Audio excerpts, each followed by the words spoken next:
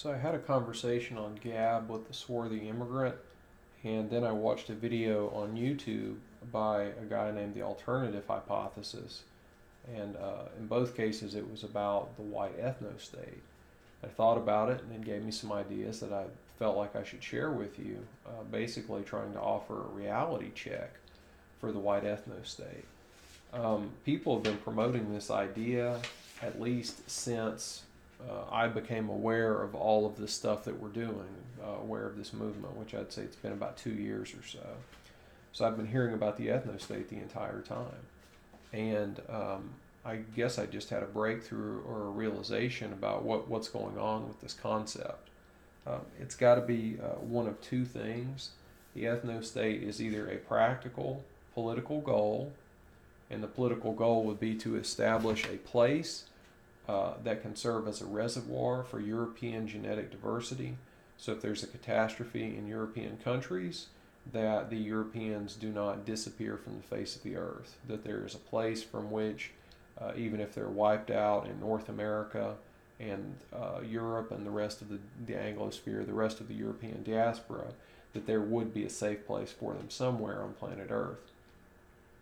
The second reason for establishing the ethnostate would be to allow European peoples who are either feel persecuted or are persecuted, like for example in South Africa, that they would have a safe place to go, to be around people who are more like them than the people that they're around right now.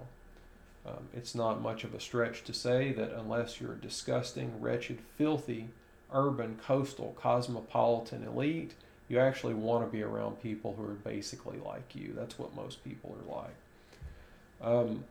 That's the rationale, that's the justification for the ethnostate.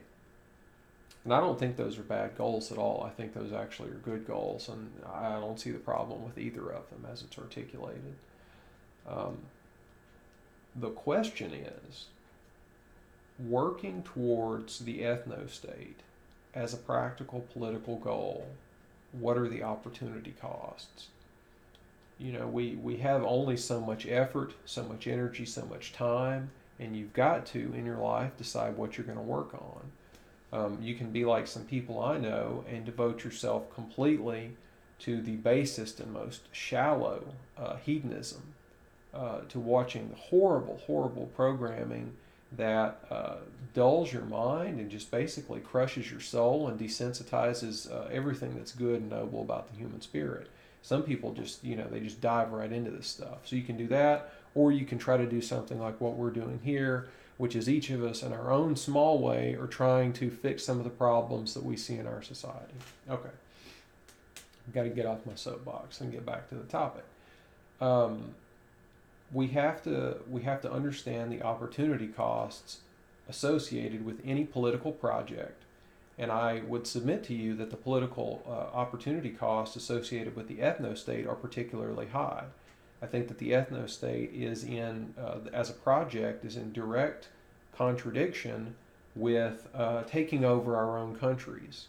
So if I could offer you a choice, I would say we could have the ethnostate established somewhere within the borders of some European or North American country, or we, generally speaking, we could then take control, could take control alternatively of 3 or 4 European countries, like the UK, France, Germany, Denmark, Sweden, Norway, Spain, America, Canada, Australia, something like that. Would you rather have us take control of 3 or 4 countries or have the ethnostate? I think it would be much more valuable for us to look long term at working through the political system or in a revolutionary, nonviolent, of course, activity and try to take over one of these rich, powerful countries and offer the alternative to the people. The ethnostate is such a huge project. If you look at the history of Zionism, which is the obvious analogy, if you look at the history of Zionism, these guys started having the big meetings, the big serious meetings in the mid of the 1890s or the late 1890s. And the state of Israel came into existence, about 50 years later, through, in several cases, kind of like historical accidents. if things hadn't happened exactly like they did, who's to say the state of Israel might never have come into existence? So I view the ethnostate as being kind of like a project in which, if we were really devoted to it, we worked really hard on it for a very long time, it still might not come into existence. It's a risky enterprise. So this is basically what I wanted to bring to your attention and to contribute. I've never felt that the ethnostate was a particularly compelling idea, but it is something that people talk about.